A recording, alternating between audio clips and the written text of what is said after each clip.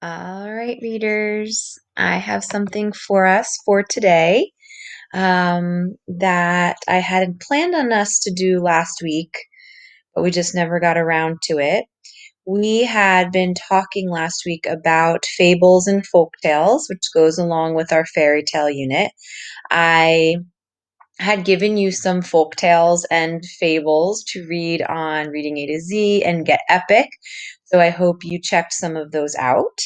And what I thought we could do, I thought would be a lot of fun, is we could actually do an Aesop Fable Readers Theater together.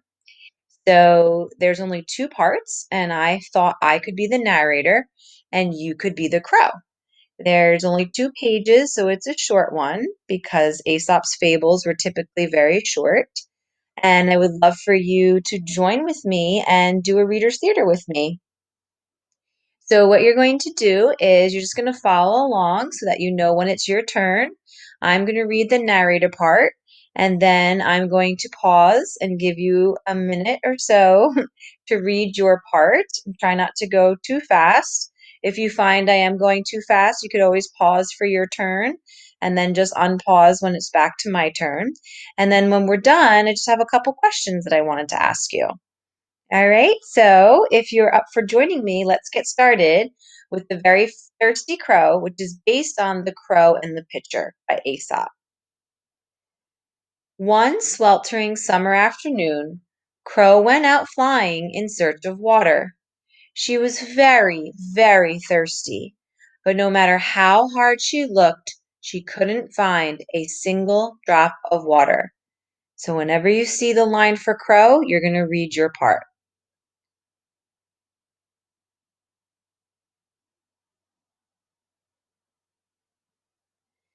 At last she spotted something, and so Crow flew lower. She landed on the front porch of a small, shabby house.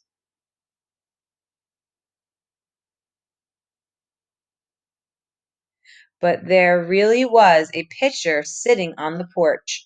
Crow peered inside.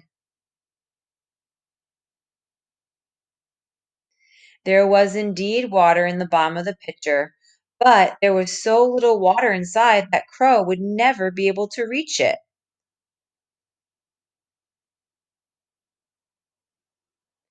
So Crow started to tip the pitcher over. Luckily, she had another thought. If she wasn't careful, she might dump all of the water onto the ground.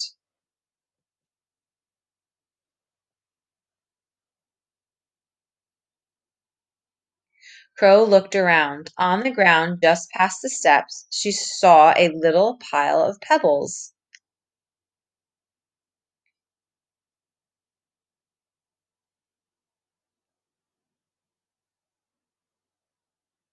So Crow got started.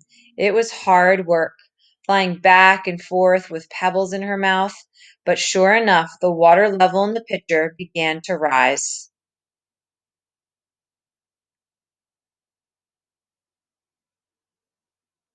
The end. Thank you for joining me in The Very Thirsty Crow. So I just have a couple questions. I noticed there were two words in here that were bold print. One up here is sweltering. Wondering if you could tell me what you think the word sweltering means by the clues that are given around the word and by the clues that we can take from what's going on in the story. So the sentence says, one sweltering summer afternoon. And below that, when Crow speaks, she says, it is so hot outside and I am so thirsty. So, what do you think sweltering means by using the clues that are around it, using the sentence that it's in? Yeah, it means extremely hot. It's the summertime. She's very thirsty and she says it's so hot outside. So, when something is sweltering, it's extremely hot. There was another word down here where it says shabby, a shabby house. What do you think the word shabby means? Using the clues around to help you. She landed on the front porch of a small, shabby house. There's really no clues there. But in the next part where it says, look at this house, The windows are dirty, the roof is about to fall in, and the steps are crooked. So, by using those clues, what do you think the word shabby means? Yeah, it can mean dirty, falling apart, not put together, doesn't look neat. That's why sometimes you'll hear somebody say, not too shabby, meaning that you look good, you look put together, right? So the opposite of that would be, you look pretty shabby, means that you don't look like you're together, that you're kind of messy and you're just got stuff all over the place, right? So we need to remember as readers, even in something like this where it's a reader's theater, there's going to be words that maybe we don't know what they mean.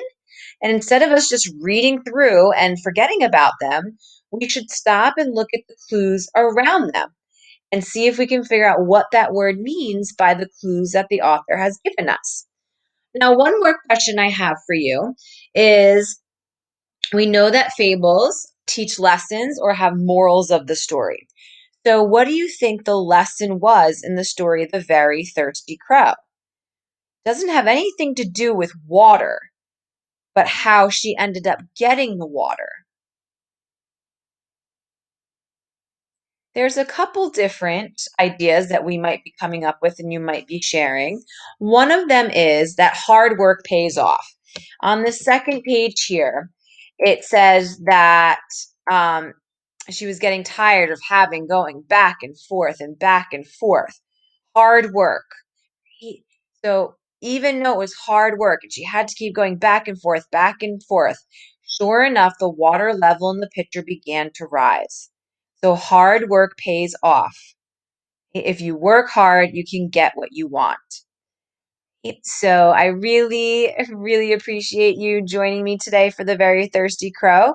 I would love to do another one with you and keep reading those fables, keep reading those folk tales. I did assign a bunch of them for you as we finish up our reading unit together about fairy tales, folk tales, and fables.